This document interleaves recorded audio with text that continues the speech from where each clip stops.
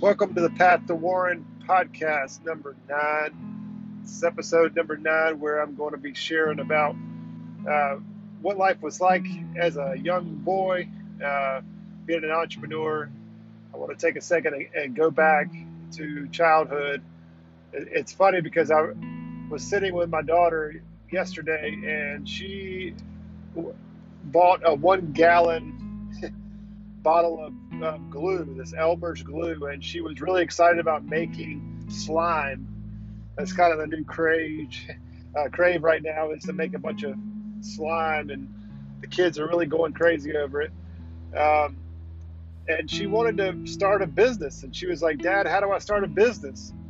And my daughter's 8, and so I started to share with her a little bit about how you have supply and demand, and got to come up with a price. And it was just great to role play and to be able to share about how when I was a young boy, I would sell lemonades and also, pogs, POGS, also known as milk caps, if you look it up on the internet. But, pogs with their slammers.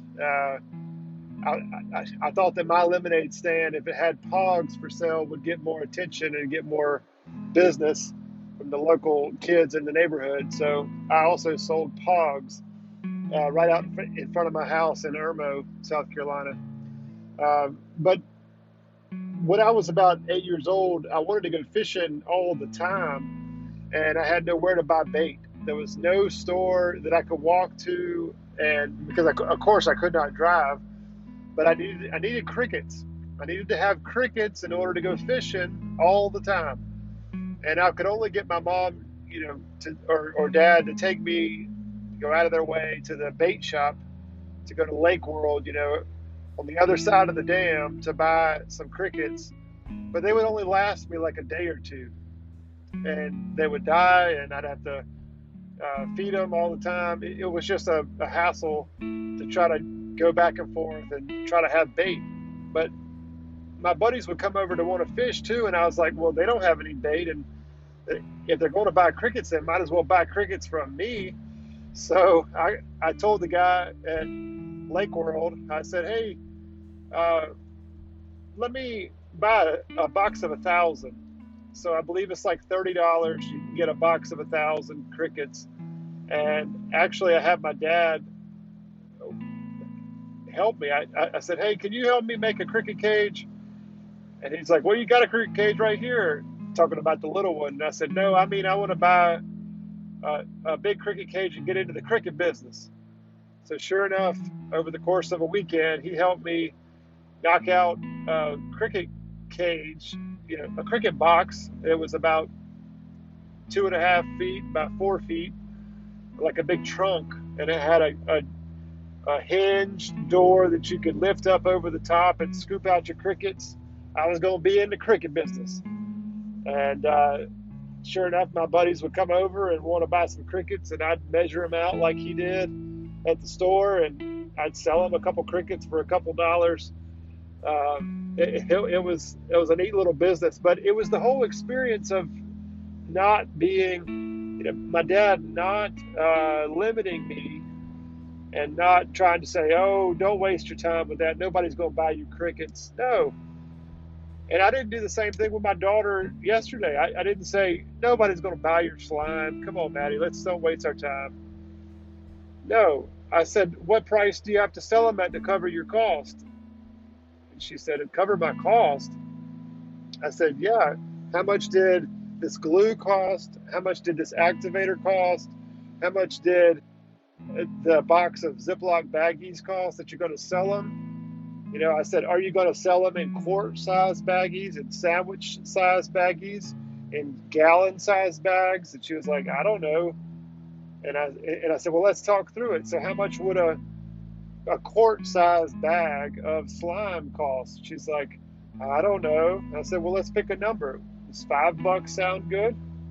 So for $5, somebody's going to get a quart-sized bag of slime. She said, yeah, that sounds good.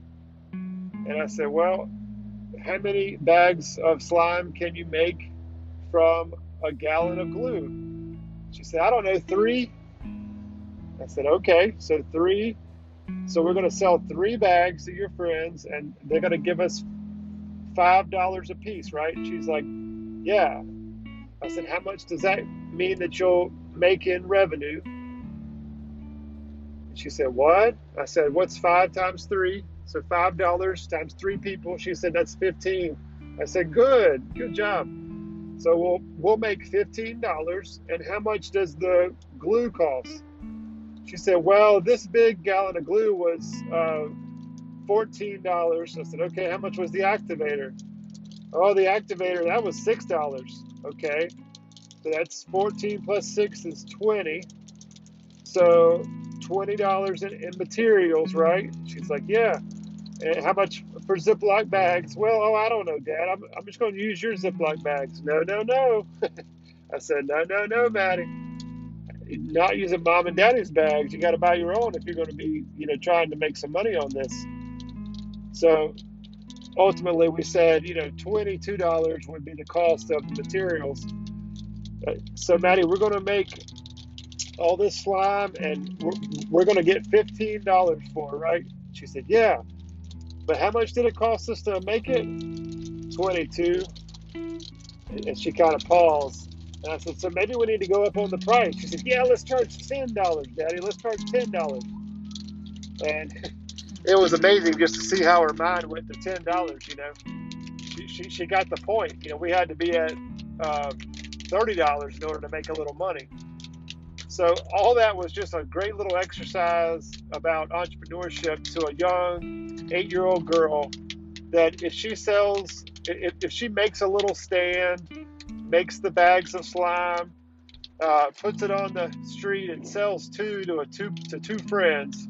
Oh, the best part about it is she wanted my wife to text all of her friends and tell her daughter's selling slime. And I said, no. So that's not how it works. She said, Daddy, why don't you call them? Why don't you text all these people and tell them? I said, no, Maddie, you're going to sell it. I said, Granddaddy didn't sell my crickets. Granddaddy didn't sell my shoe shining service. Granddaddy didn't sell my lawn service. I was talking about my dad. He didn't go out selling my crickets to my friends or sending out messages that I'm selling crickets in the neighborhood. No way. So it was up to me. So she got the message real quick. If she's going to want to do this, she's going to have to do the marketing and create a little flyer and figure out a way to get the message out on instant messaging to kids. It was just such a neat experience to talk through all this with her. And she said, Dad, how do I start a business? I said, you can start a business right now. It's that easy. You don't need any paperwork. You don't need anything fancy. You're going to start making slime and selling it. That's starting a business, Maddie. And I don't know where that'll go one day, but to start that for my daughter and start that mindset of covering the cost of materials, making a little money for doing the work, taking the time to do the marketing and coming up with what to sell and how to sell it, what words to say, all that is just fun to me. And I hope that my daughter can see the excitement that I have for entrepreneurship and making money and coming up with products and services that are of need and fill a demand. So if you have children, don't squash their dreams, and don't tell them that their ideas are not going to work out. Just play with them a little bit. Take a minute, sit down in the chair, talk it through, sketch it out on paper for them, show them how you come up with a model that might work, instead of saying that this idea is just ridiculous, it'll never go anywhere. I'm excited about this idea that she has. Who knows where it'll go? Make your contribution, and thank you for listening to episode 9. Stay tuned for episode 10, to the Path of Warren. If you enjoyed this podcast, please hit subscribe. Please share it with your friend. Have a great day and make your contribution. Thank you.